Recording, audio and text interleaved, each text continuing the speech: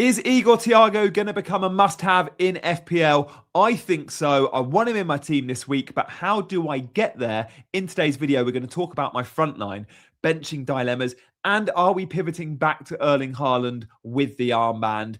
I think we might just be. So welcome to my team selection video for Game Week 27. Hope you guys enjoyed the double game week. FPL is back. We missed it after the FA Cup weekend. Guys, I would love you to hit those buttons nice and early. The like, the hype, subscribe, comment. It all helps the algorithm for this YouTube channel. And I really appreciate each and every one of you that watch these videos. But look, we want to focus on Game Week 27. It's a big one this week. It's an important video. I am going to touch on Game Week 26, though. We can see my scores last time out. And very quickly, good green arrow. When you go and have a player get a mega haul at 7% owned, Virgil van Dijk, 17 points. O'Reilly, 5% owned at my rank, 13 points. You're going to have a green arrow, even if the other's blank. It was disappointing. Like Ismail Assar came in blanked. Rodgers and Enzo and Bruno, Ekitike, all with 2 pointers as well. But then you go and have a few big scores, and that's all you need in this game. Declan Rice, too, legend. We might have watched the double game week and seen goals from Saka and Madueke, but Declan Rice just goes about his business so well, and he picks up all the extras. Bonus points in both games. DEFCON in both games. He only had 1 assist in terms of attacking returns over both games. Still got a 14-pointer. And that's absolutely what he can do. Tough benching dilemmas involving Rice this week. But yeah, happy with how my season's going now. It was a slow start. It was a poor start. But I think we're business end of the season.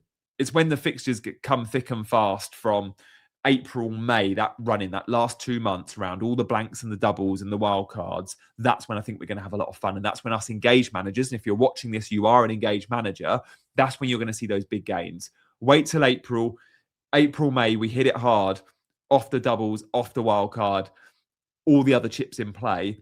And us engaged managers will have an advantage over the field simply by watching content and absorbing FPL content. Your mates in your work mini league perhaps are more 5 minutes on a Friday, not really with wider strategy in mind. Maybe they've done all right till now, but you would expect to leapfrog them come later in the season. So if you're not having the best of seasons, keep calm and carry on. If you are, congratulations. Right, we don't want to dwell on Game Week 26. Let's have a look at Game Week 27, and we have to talk about Igor Thiago. So when I think Igor Thiago, I watched him against Arsenal, and that's what changed my perception. I knew I wanted him on my team soon, but I watched him against Arsenal and I went, I can't really wait a couple of weeks. I need him as soon as possible. Us non-owners got away with one. Somehow he blanked, and he's had a lot of 2-pointers recently. Guys, I'm telling you, a haul is coming. Not many attacks do this to Arsenal. 1.71 XG, outplayed them, deserved to win. But in that game, Igor Thiago gave Saliba and Gabriel all sorts of problems. It reminded me of, it's very rare you've seen a lone striker play up against those two centre-backs and dominate. And Igor Thiago did. And the last time I probably saw that against Arsenal was Alexander Isak in, I think it was the EFL Cup semi-final last year for Newcastle over 2 legs. Isak destroyed them. And I watched that game and thought, okay, Isak's value has just gone from 100 million to 140 million. Like, he's just proven that he can do it at the very top level against 2 of the best centre-backs in the world, right? And Isak looked amazing. We've not seen the same player this season, of course, at Liverpool. But Igor Thiago, I'm not saying he's as good as Isak, but the way he dealt with Saliba, the way he dealt with Gabriel, the way he's talisman for this Brentford team, he was super, super impressive. And I think he's just going to come on this unbelievable run as we get towards the World Cup. Remember, he's been linked with a call-up for Brazil. That's big for him. That's really big for him. A couple of seasons ago, he never would have thought that was a possibility. He's doing it in the Premier League at the highest level. And Brazil are going to look at him. Of course they are. I fancy him to go to the World Cup. Does he start as their leading number 9? Probably not. But he's going to go to the World Cup, surely. And what a carrot. What an incentive he's got. Remember, Brentford, good attacking numbers. Top half team this season. Surprised many. Lost all the key cogs. Visser and Burmo, the manager. Norgard. Yet still competing at the very highest level. And Igor Jesus has been a big part of that. Penalties, 90 minutes. No midweek football, like a lot of their rivals in the top 8-10. Remember, they have midweek football. Brentford don't. I want to go and buy him as soon as possible. I don't have an easy route to him. Let's have a look in a minute. By the way, we'll talk about Ekitike in a second, but Igor Thiago, because Ekitike is the one that might have to go. Igor Thiago's 2 points versus Villa, 5 points versus Newcastle, 2 points versus Arsenal. We got away with it. He hasn't been returning, and because of that, his ownership stayed fairly modest. Like, he's still 30% owned, but it would be so much higher if he had produced in the last 5 games. In the last 5 games, we've had 1 goal, a penalty. Before that, 6 games ago, he went and got a 12-pointer, and 7 games ago, a 17-pointer. But in the last 5, we've seen pretty much blanks other than the penalty versus Newcastle. But look at the Arsenal game. Expected goals, 0.77. Expected assists, 0.22. His XGI against Arsenal, he was responsible for one of the 1.7 XG against Arsenal. An awesome performance. And look at the fixtures coming up. I like Brighton as an entry point. Brighton always give you chances, I always find. Though admittedly, they were quite good against Villa last time out. But then it's Burnley. Then it's Bournemouth, then it's Wolves, then it's Leeds. So we can't see Wolves and Leeds on this graphic, but after that, it's Wolves and Leeds. They're playing 31, right? So the blank game week, again, you get a fixture. We're all going to want him for those 5 games, guys. When can you get to him? If you can get there now, do it. If you can't, start thinking of a plan. He's only 7 million. And remember, he's going to jump in price as soon as he returns. There is a shortage of good forwards in the game this year. And as soon as one does well at this price point, João Pedro is an example, Igor Thiago earlier this season is an example, the prices rocket because it's slim pickings. Only a couple of weeks ago, he was at 7.2. Only back in Gameweek 24, he was at 7.2. Well, he's now 7. I want him as soon as possible. I'm so keen to get to him. But the big compromise for me is, am I willing to sell Ekitike for Igor Thiago? Because that's my only swap. I'm not selling Haaland, by the way, who is fit.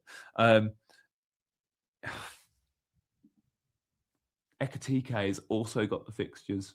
He's also got the fixtures. And again, you could argue you've been a bit unlucky to see blanks versus City and Sunderland. Good XG in those games, right? 0.42 versus Sunderland, 0.59 versus City. He should have scored in at least one of them. He didn't. Who's the better pick, though? If you're on wildcard right now, you're having both. Maybe you try, but probably can't. If you're on wildcard or free hit, who you going, Ekitike or Igor Thiago? Comment below, but I'm guessing you're all going to tell me Thiago. So do I make that switch this week? And that is my biggest transfer dilemma. My problem with Ekitike, I feel like as soon as I sell him, I'm going to be saving transfers and trying to accumulate them to get money to buy him back again. It's Forest next up. That's a goodish entry point, although new manager bounce, who knows? And City Ground is a tough place to go. But then you're really going to want him in 28. You get West Ham, you get Wolves, you get Spurs and Brighton. Remember, they play in the blank. I know if I sell him, I'm going to want him back. Like Igor Thiago, he's the main man up top. And he feels relatively safe for 90 minutes now. Of course, he's safe for 90 because Alexander Isak is out. And they're the only 2 number 9 options at the moment at Liverpool. James Pearce tweeted that out to the end of March, start of April. Like, we've not got to worry about Ekitike minutes. I know Isak is training, but he's not going to feature for a while. He's had, he broke a bone in his leg. He's going to be out for a while. So with Isak out, Ekitike feels nailed for the foreseeable. Had a little rest. Remember, Liverpool didn't play in the Champions League. That was good. The rest should be good for him. And I think new to the league, young, very different style of play to he was used to at Frankfurt. He's come in, and of course he's going to take some adjustment. The plan with Ekitike wasn't to play him 90 every week. That's why they bought Ekitike and Isak. He was going to become part of the rotation. It was big money, proper talented player, and arguably Liverpool's best summer signing. Wirtz might have something to say about that, but settled so quickly. But when you're that age and when you're that profile, and especially playing number 9, it's so difficult in the Premier League. The plan was probably to give him a lot of 30s and a lot of 60s. Instead, he's having to play 90, 90, 90 and be the main man. So I think the break will have done him a little bit of good, a little bit of a break. And I expect now, Gameweek 27 comes round, for him to go, yeah, I'm ready. I'm fully fit again. Because again, I think he's been carrying a couple of knocks. And he's a very dangerous sell. Now, remember, they play Sunday against Forest. So he's had a nice break. He doesn't play midweek next week either. No Champions League, no Europe. So then he plays next Saturday against West Ham. Works, doesn't it? Nice little break. And again, only 1 fixture a week for the next couple. It's a dangerous sell, guys. I look at the Liverpool fixtures from West Ham and I go, I want the triple up. So to sell him versus Forest seems silly. but he's my only route to Igor Thiago. What would you do if you were me, guys? Would you make that swap? Well, look, let's have a look at how I'm set up and my actual team, because this is the dilemma I've got. So here we can see my squad. I've gone.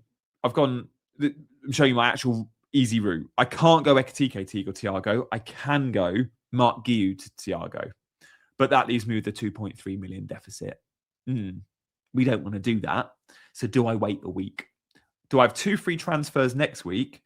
Bring in Igor Thiago for Mark Guiu, who, remember, guys, I have to replace Mark Guiu. If you have a dead spot and you're not planning on using a chip in game week 31, which is a blank game week, you're going to need your full squad. Remember, Man City, Palace, Arsenal, they don't play in 31. You can't sell all of those players ahead of 31. You're going to bench a couple of them. You're going to need your dead spots, your third striker, your 8th attacker playing. So Mark Guiu has to go at some point anyway.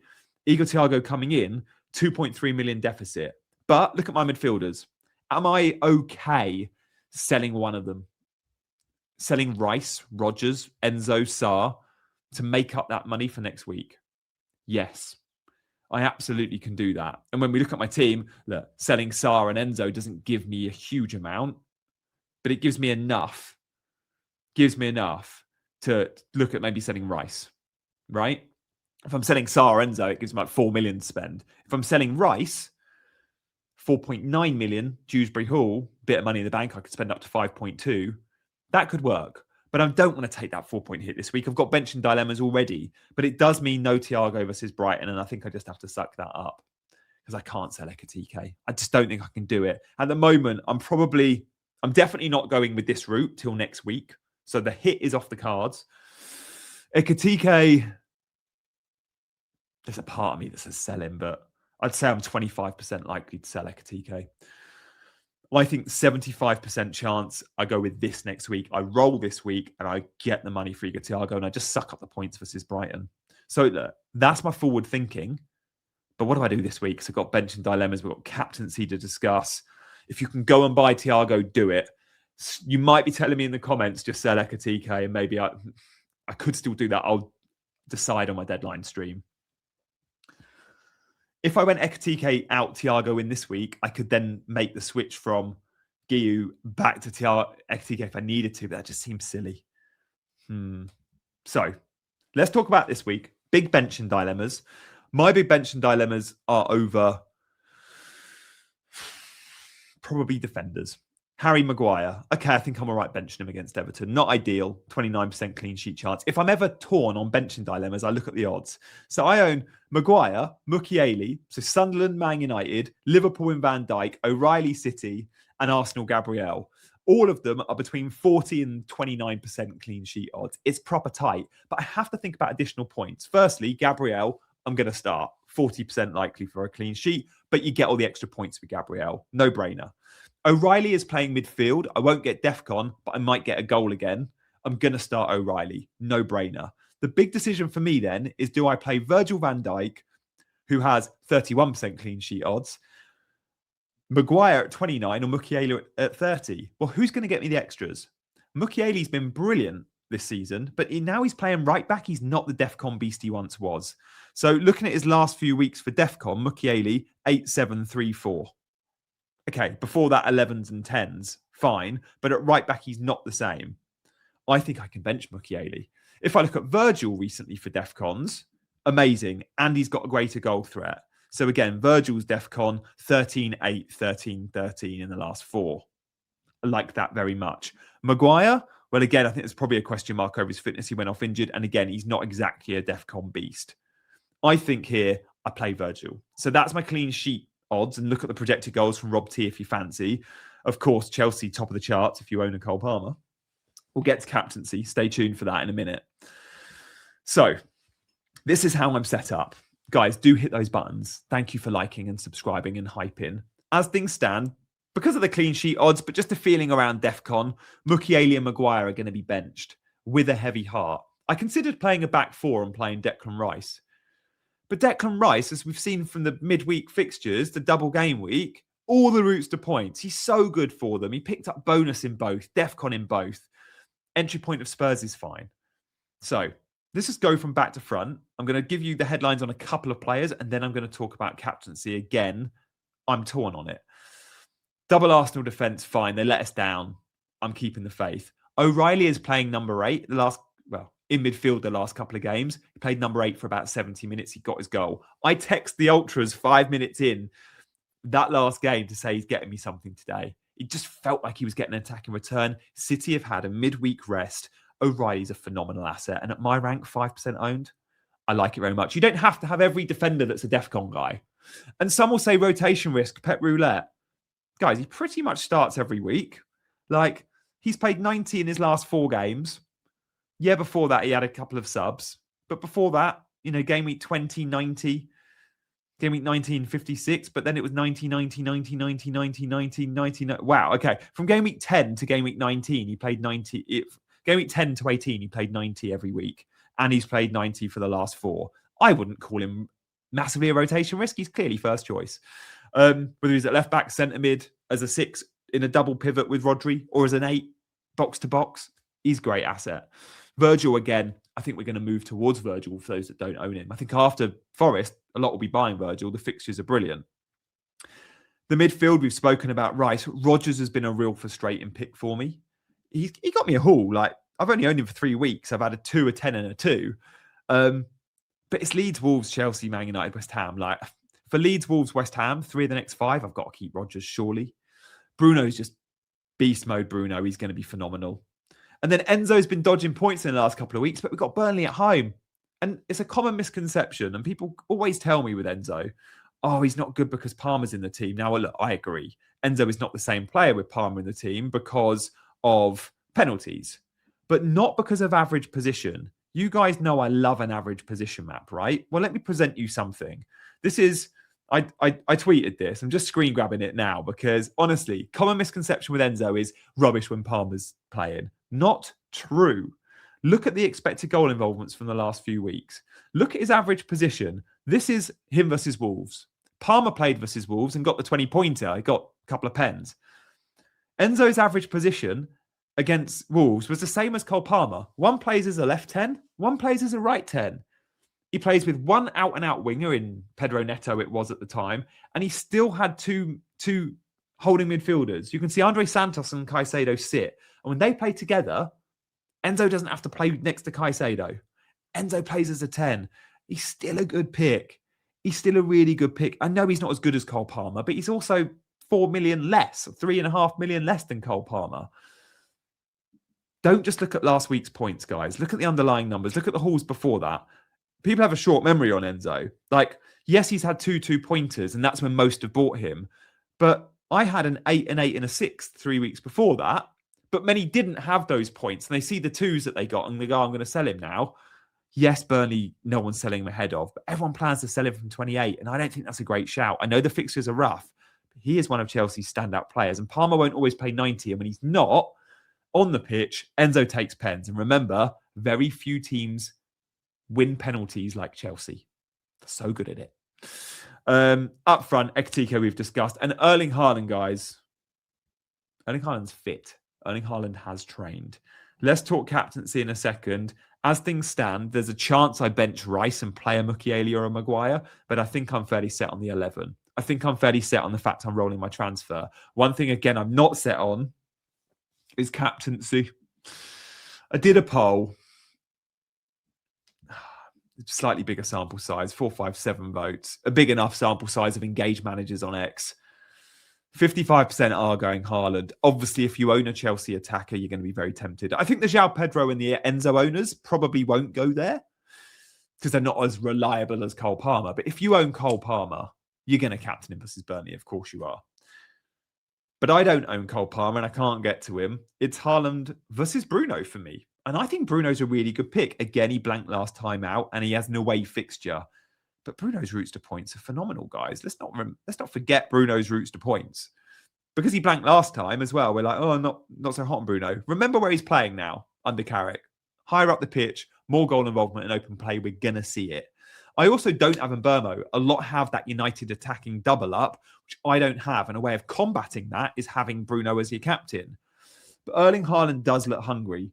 And he posted on Instagram a picture of him eating his tomahawk steak on Snapchat, on Wednesday night, watching Arsenal. And then he did the stay humble comment to Arteta. He's playing games, but crucially, he's back in full training. We saw he was flagged. We saw he missed the Salford game. Again, he's had a rest. No midweek football, but no weekend football for Haaland. He'd have had over 10 days rest. Erling Haaland's going to be hungry for Newcastle. And what better incentive to now see that league title winnable? I reckon 2 games ago, many thought it was out of sight. I did as a fan.